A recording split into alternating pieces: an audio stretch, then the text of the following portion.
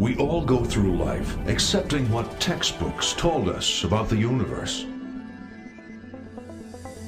But what happens when questions are raised about many of our fundamental beliefs? A mystery that cannot be explained. An enigma that defies reason. A surprising and unexpected answer. To encounter such a mystery firsthand may change your life forever. Face to face with the greatest riddles of the ages, the world's most profound mysteries reach out and touch your life in ways you've never imagined possible. Encounters with the Unexplained.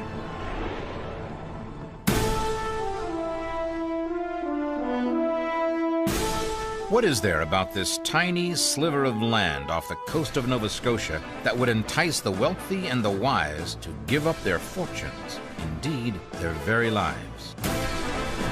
Can it be that all the modern engineering in the world today can't get to the bottom of a pit dug here over 200 years ago?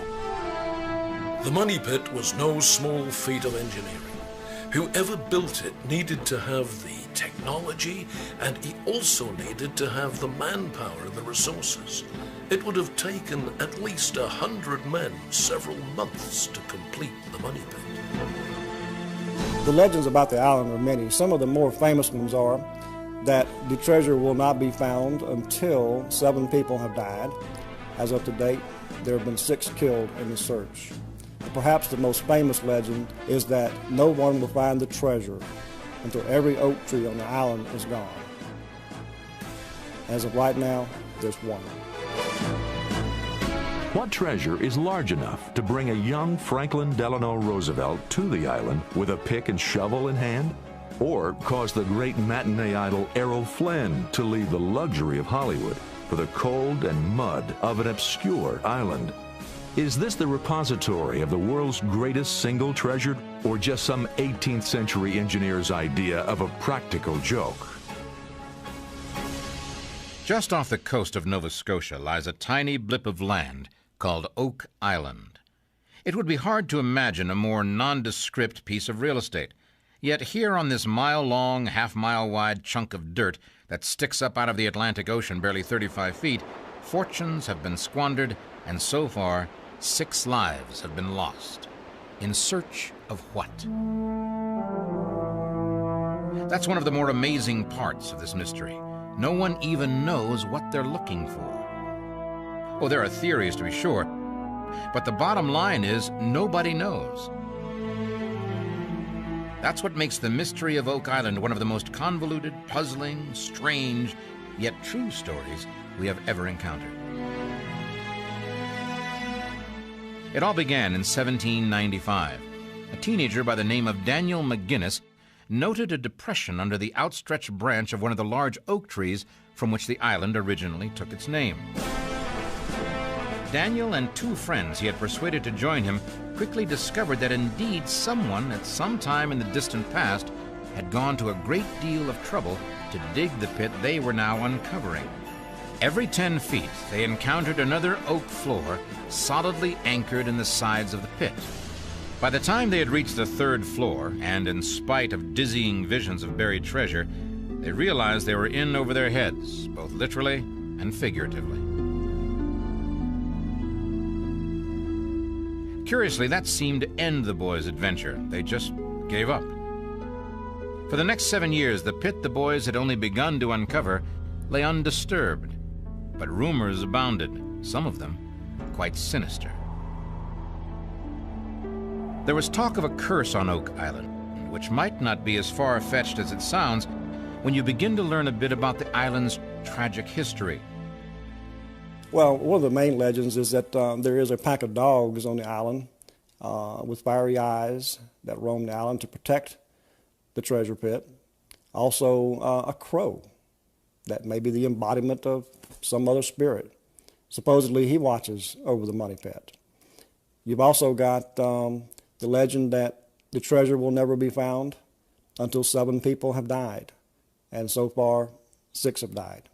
But perhaps the most famous legend is that no one will find the treasure until every oak tree on the island is gone. As of right now, there's one. We really don't know what happened when the money pit was found or what the original story was. Over the last 200 years, folklore has intruded to change the story dramatically, to the point where it's very difficult to separate fact from fiction. Yet in spite of legends and curses, men keep pouring their lives and fortunes into this hole in the ground. Why? Some researchers think it is nothing more than a sinkhole.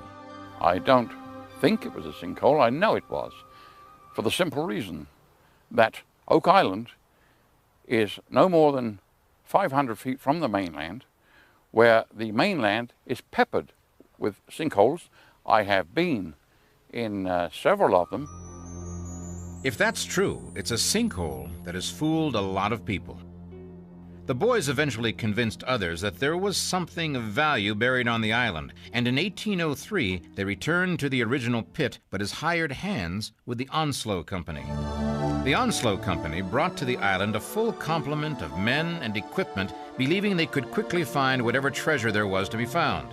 The crew began to dig, McGinnis and his two friends among them, and amazingly, they continued to find layers of oak logs at each new 10-foot depth. But they also encountered layers of charcoal, putty, and a fibrous material that fired their imagination. It was strands of coconut fiber used by ships to protect valuable cargo. To this point, they had found only clay and oak logs, but the coconut fibers gave them new hope. Since there wasn't a coconut tree within 1,500 miles, someone from far distant shores had to have brought it there. Hiram Walker, who was working in the money pit at the time, told his granddaughter that he saw bushels of a substance that was later identified as coconut fiber being taken out of the shaft. Now that was strange, because the nearest coconuts were 1,500 miles away. Here too, at about 90 feet, they uncovered a large flat stone with two lines of strange geometric symbols inscribed on it.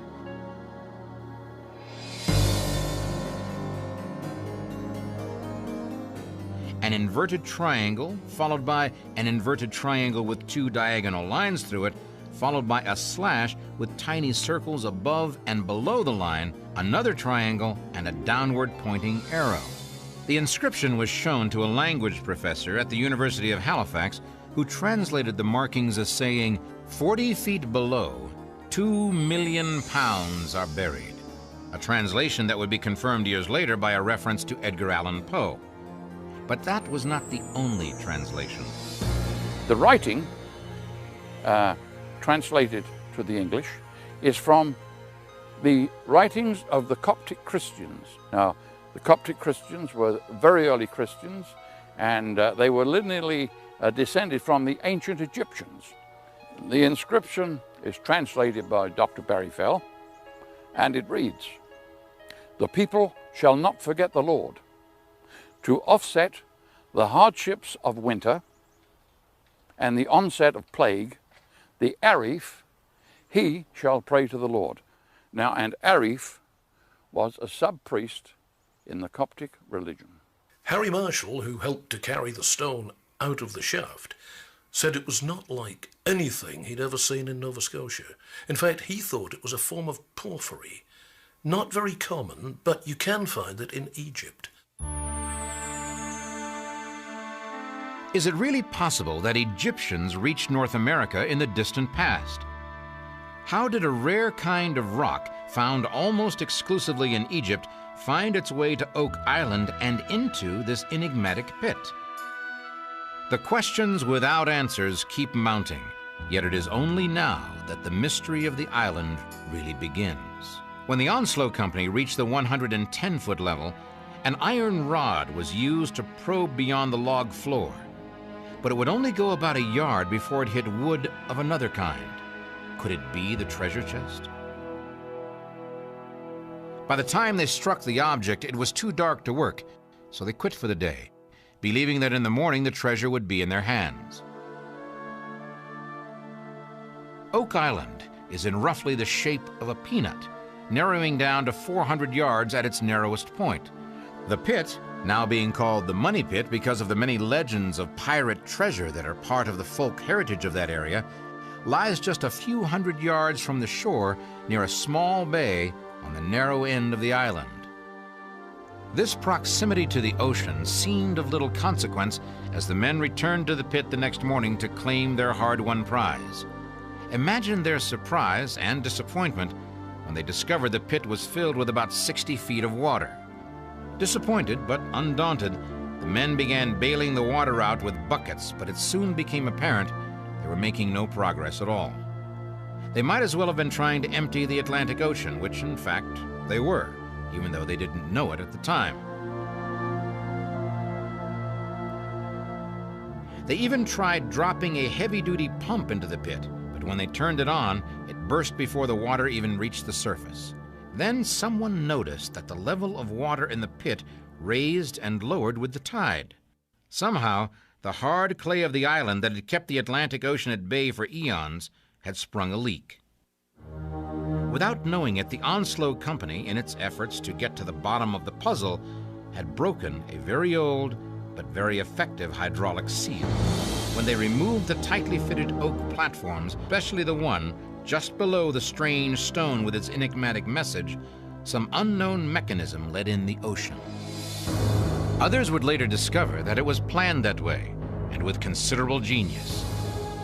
But at this point, the lure of the treasure just seemed to grow as the complexity of the task of obtaining it grew. Surely no one in the 17th or 18th century would go to all this trouble for a few gold doubloons and a box of jewels. Whatever was there must be of immense, perhaps even unmeasurable value. What could be at the bottom of this water-filled hole in the ground? Could there be some rare Egyptian treasure hiding in the depths? Or could it be that whoever designed this seemingly impenetrable scheme put something there that was never meant to be recovered? But surely, what some 17th century engineer could design, our modern engineers and technology could easily overcome. As far back as there are records, it seems Oak Island has been cloaked in an air of mystery. The first settlers in the area believed the island was haunted. They reported that on dark nights they could see eerily glowing lights over the island. A story from the mid-1800s tells of two fishermen who went to investigate lights on the island and were never seen again. Is all this just legend, stories told to scare children? Or is there more here than just buried pirate treasure? Does the mystery of the island go beyond the physical world we know, into some unknown dark realm? They say curiosity killed the cat, but in the case of Oak Island, it killed more than a cat. The water proved too much for the Onslow Company, and they shut down their effort. It was haying time, and the men had more important things to do. Now, totally discouraged, John Smith took the stone with the enigmatic markings and eventually used it in his fireplace. And where is it today? No man knows where the stone is. People have been hunting for it for a long time. It was last seen in a print shop in Halifax around the turn of the century, where it was being used for the stropping of leather or something like that. Interest in the treasure seemed to disappear with the stone. It would be 45 years before anyone challenged the Money Pit again. Then in 1849, a company called the Truro Company brought a new crew and new determination to the island. McGinnis had died, but Smith and Vaughan could still point out the original shaft. But this time, the Truro Company decided to see if they could find out if anything was really there before sinking another shaft. They had brought with them hand-operated pod augers, the kind that were used in those days to prospect for coal. Relying on directions provided by Smith and Vaughan, they ran the auger down and struck the platform Smith and Vaughan told them would be there at precisely 98 feet. The bit then dropped 12 inches and hit another 4 inches of oak and then went through 22 inches of loose metal. The auger then hit another 4 inches of oak and 6 inches of spruce. From there on down to 112 feet, there was only clay. According to records kept by the company, something was definitely there between 98 and 105 feet. They eagerly retrieved the auger, anxious for clues as to the size and composition of the treasure. But what they found was yet another mystery. There were two times in the 1800s when searchers thought they drilled into treasure chests. One was in 1849 when they thought they drilled through two chests, one on top of the other. And the other one was in 1897 when they thought they drilled into one big chest which had different measurements from the other two. The auger did bring up two pieces of gold metal, very much like the links on a watch chain. But not everyone was convinced they had found treasure chests. Some think it may have been a coffin.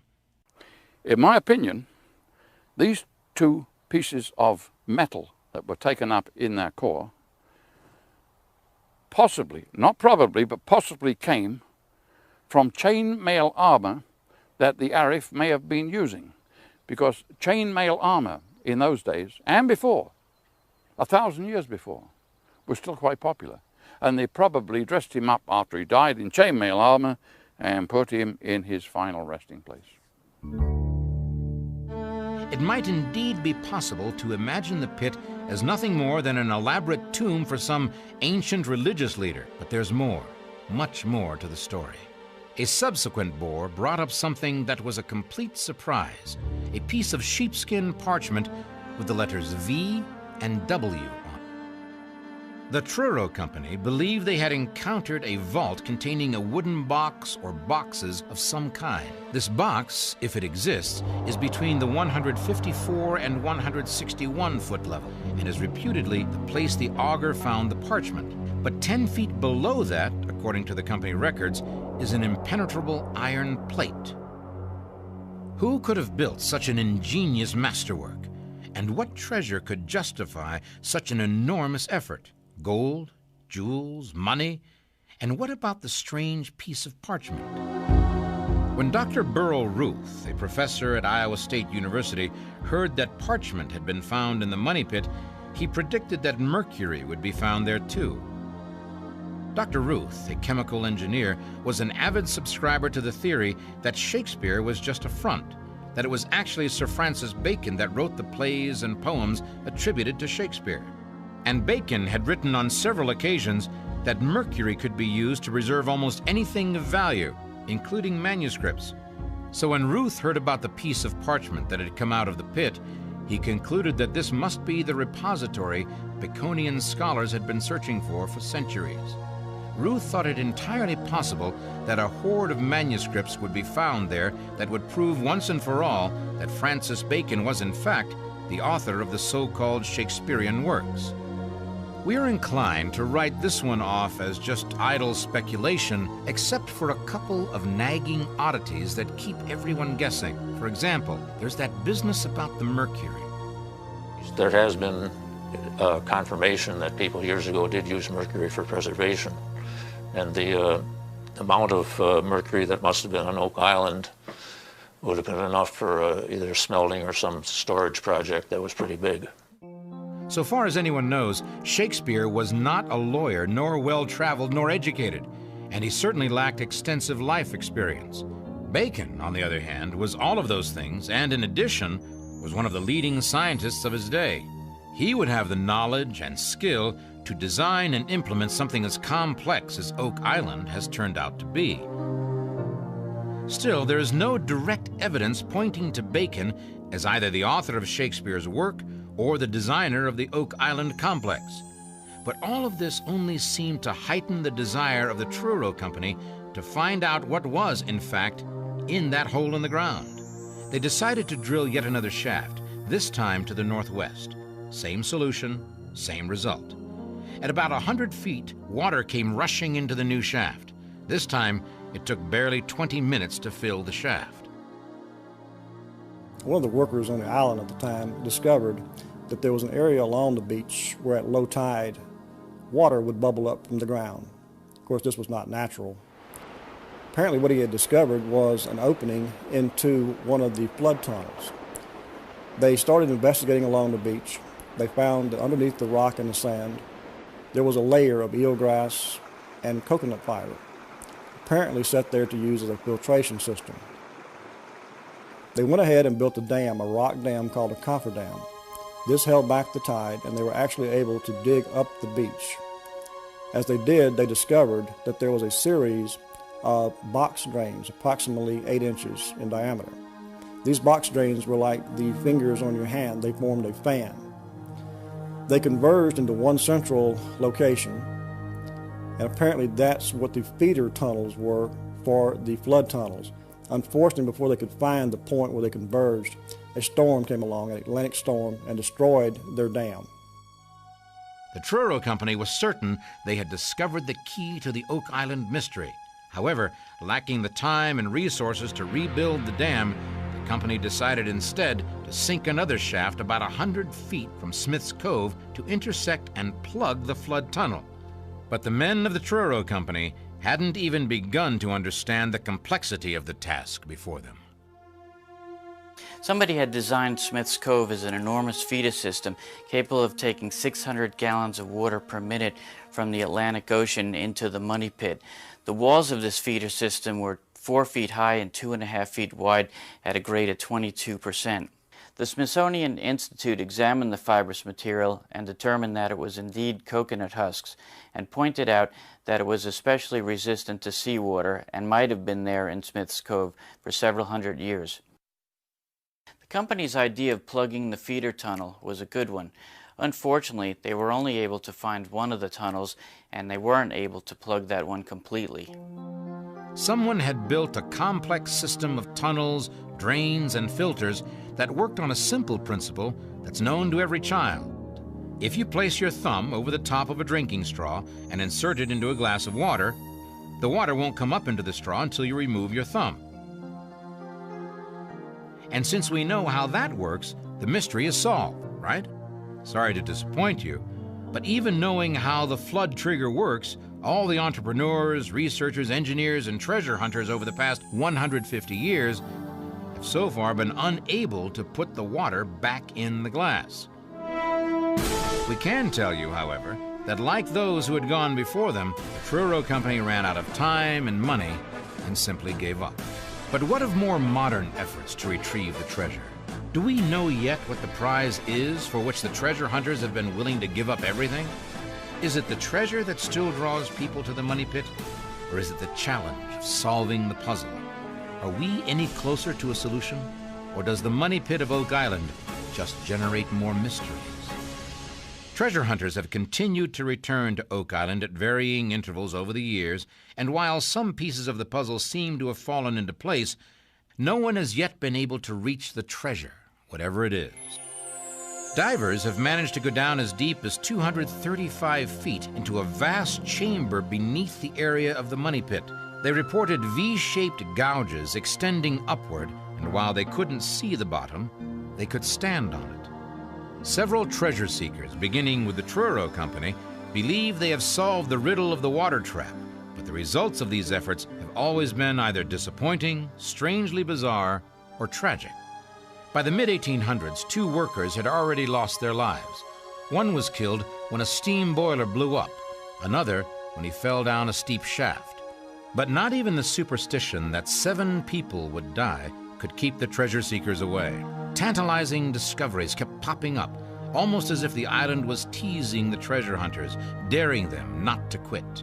The island is covered with clues and markers showing that someone did something there a long time ago. Probably the most famous of these is the stone triangle that was found at South Shore Cove. This triangle, if you follow its measurements and follow its lines, mathematically it will take you straight to the site of the Money Pit. The Money Pit. Strange name for a hole in the ground that no one has taken a dime out of yet. Of course, if you look at it from the standpoint of the amount of money poured into it, it is aptly named indeed.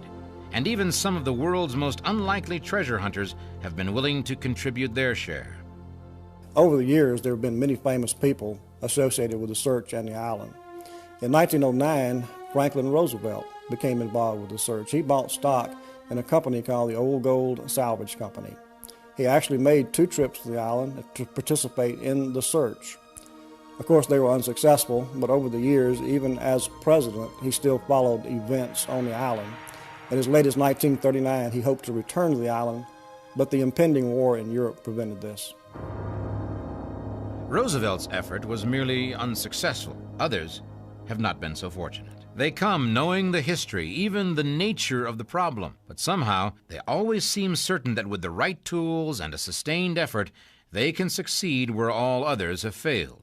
We came to get the two treasures up, and I would say that my convictions are stronger than ever that we can do it and will do it.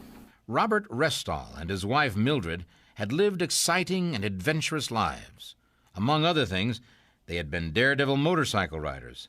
The difficulties of Oak Island seemed almost trivial by comparison, yet they would discover that they had embarked on a journey that was far more dangerous than anything they had ever tried before. The work that we have done has shown us that this is a genuine proposition. There's nothing false about it, and it's vaster by far than people ever imagined. We feel, I'm speaking for myself, I feel that the treasure is here and that we can get it, and we're going to stay here until we do. Tragedy struck again in 1965 when Robert Restall, his son Robert Jr., Cyril Hiltz, and Carl Gracer died in a pit by the shore of Smith's Cove as a result of poison gas. Oak Island had now claimed 6 lives. By now, the location of the original pit was completely obscured. Various boreholes were identified by number. Finding a small chest, or even a large chest, more than 100 feet under the rock, mud, and clay of the island was taking on all the characteristics of the proverbial needle in a haystack. Then in 1967, a man by the name of Dan Blankenship, a Florida contractor, and a Montreal businessman, David Tobias, formed another treasure hunting syndicate called Triton Alliance. Blankenship had been on the island since about 1960 as the result of an article on Oak Island published in Reader's Digest. He was so convinced he could solve the puzzle, he sold everything and moved to the island. He is still there. The landmass of Oak Island is owned by Oak Island Tours Incorporated. That's 78% of the island. And the two owners of that are Mr. Dan Blankenship, who owns 50%, and Mr. David Tobias, who owns 50%. Mr. David Tobias is the CEO of the company and has controlling vote. The other 22% of the island is owned by Mr. Fred Nolan, who owns lots 9 through 14, and Mr. Robert Young, who owns lot number 5. And that's the way the island, the land mass of the island is split up. From a real estate point of view, Oak Island hardly meets the criteria of an excellent location. On the other hand, if digging for treasure is what your life is all about, owning your own island, complete with stories of pirates, playwrights, and plunder, you could hardly find a more enticing spot. Treasure trove licenses are issued by the province of Nova Scotia, and on Oak Island in particular, the 3 owners have their own licenses to explore on the island for any treasure or archaeological or geographical significance that may be found on the island. Most of the exploration in recent years has been carried out by drilling for core samples, and the core samples are looking for indication of deformities in the surface of Oak Island, and as a result of that, there have been metal findings, there's been wood findings to indicate shafts, and there's also been findings of coconut fibers, which are not indigenous to this area, and this supports some of the theory of the treasures that are supposed to be hidden in Oak Island. The Triton Corporation immediately began a series of test drills around what they believed to be the original location of the money pit, eventually drilling down to almost 200 feet. And here, if you'll pardon the pun, the mystery deepens. The drill plunged through into a cavern in the island's bedrock. Somewhere in the distant past, a significant underground project seems to have been carried out under the island. And as always, the elusive question, why? Over the years, the search has evolved around 2 locations, the actual site of the money pit, and also 140 feet northeast was the site called Borehole 10X, which was an exploratory hole dug by Triton Alliance back in the 1970s. From this, they made some pretty amazing discoveries. At the bottom of this shaft, which is 230 feet, a chamber was discovered, a water-filled chamber. A camera was lowered into the water, and it sent back images that appeared on the monitor to be a human form. Also chest, perhaps oaken chest. and also items such as tools that may have been dropped into the shaft over the years. The question of who could have built this astonishing masterwork was beginning to take on major proportions. The answer to that question just might provide the answer to what, if anything, was there. That conclusion appears, on the surface at least, to be what drives the ongoing search, in spite of a string of spectacular failures, stories of curses, and the simple fact that not so much as one thin dime has ever come out of the so-called money pit. Yet all this seems to have had no effect on the treasure seekers at all. It's not so much the treasure that draws people to Oak Island as the mystery. Just about everyone who is involved in Oak Island at present is more interested in learning the answers and the solution to the mystery than getting rich by selling treasure. For over 200 years, men and machines have been trying to discover the answers to these questions. With ever-increasing determination and the latest technologies, experts in various fields of endeavor have put everything they have, including their very lives, into solving this puzzle. The last 10 years has been a relatively quiet period on the island.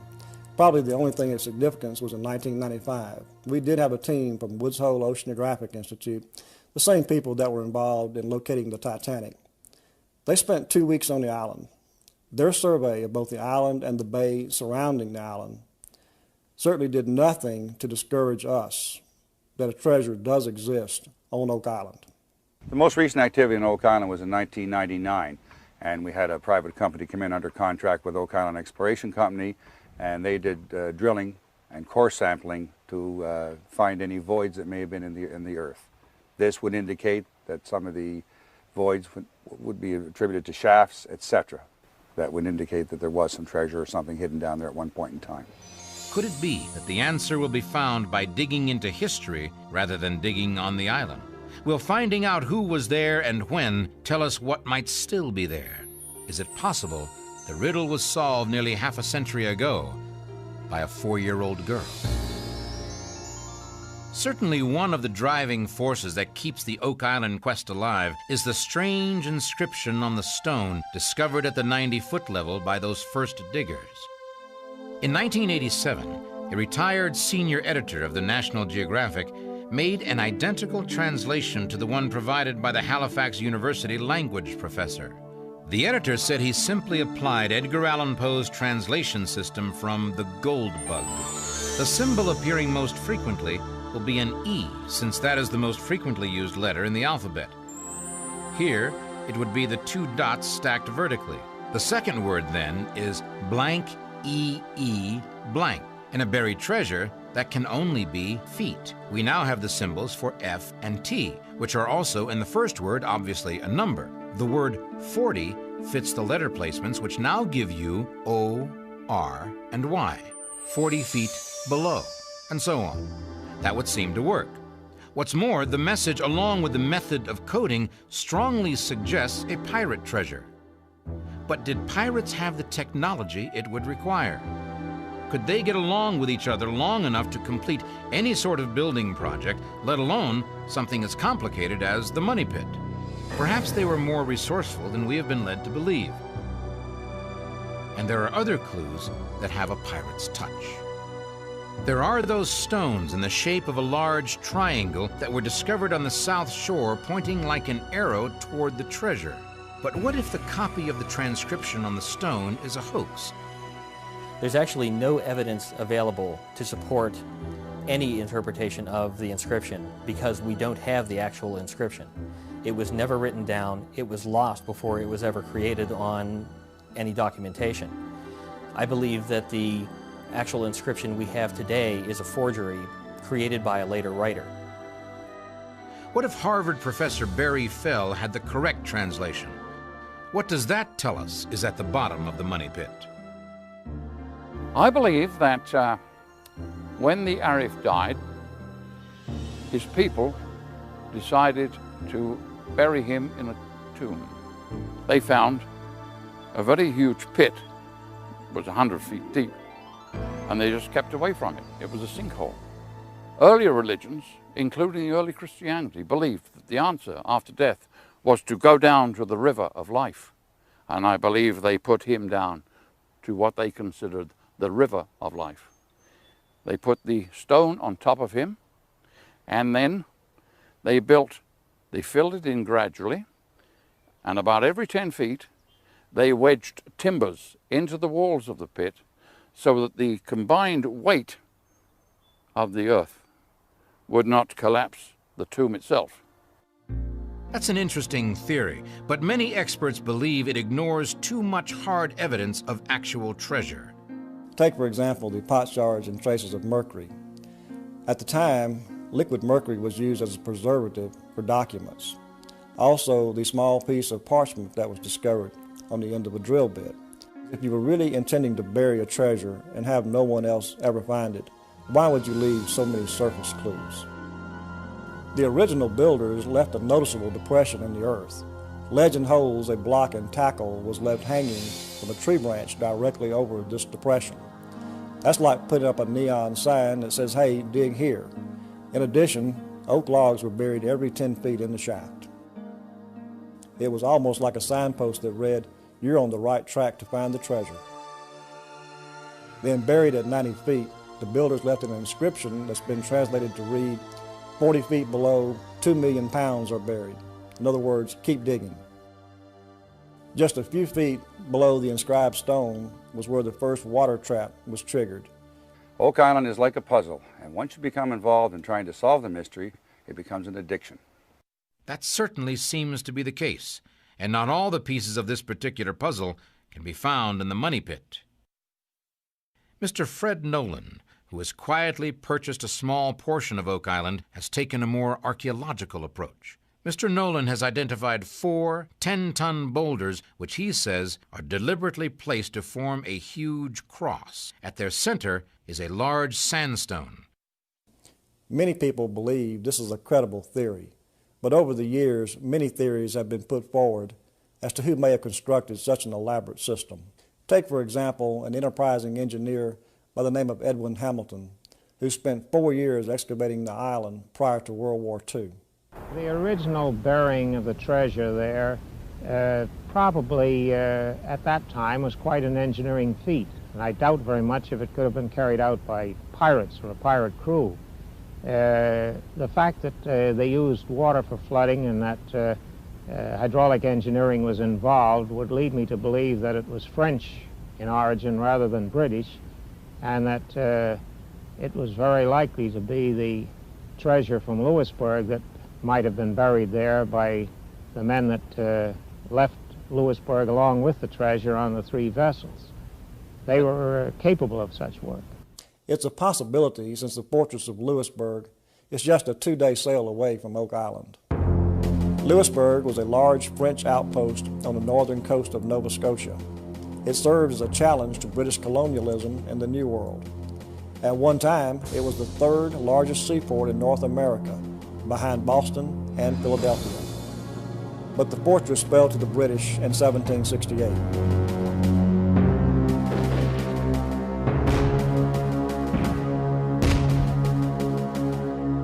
However, before surrendering its gates, 3 French ships did manage to slip away. Hamilton believed these ships might have brought an enormous amount of wealth to Oak Island, since the island is a short distance away. And it's entirely conceivable that the fortune of a great French fortress was in the holds of these ships. Research shows that by 1768, the area surrounding Oak Island was sufficiently populated that any clandestine activity on the island would have been noticed by someone. Therefore, the Louisbourg theory just doesn't hold. After all, those 3 French ships would have been seen by someone, and no one ever did see them. According to Thomas H. Rattle's History of Halifax, the British fleet and army, fresh from the plunder of Havana, arrived in Halifax and began an unbelievable spending spree. Rattle describes a scene of unrestrained revelry as gaunt, sunburned adventurers with enormous loot were literally throwing it at tavern keepers throughout the city.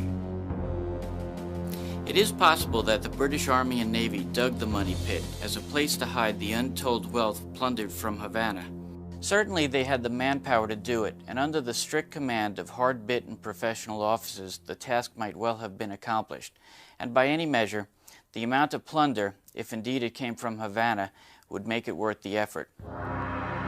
Still, there is nothing to confirm that the British soldiers ever left the taverns of Halifax in order to go dig pits and tunnels on Oak Island. Or is there?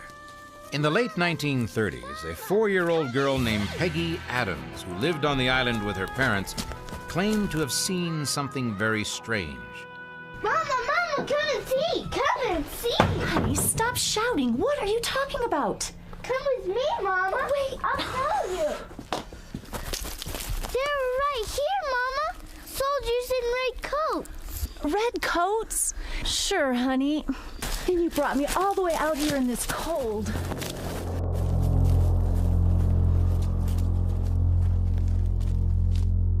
Peggy Adams never backed away from her story. In fact, the way she told it, she seemed to be describing a large number of these soldiers. Her parents, of course, were having none of it. Then some years later, on a trip to Halifax, Peggy's mother took her to visit the Citadel there, which includes a museum. That's them. Those are the men I saw.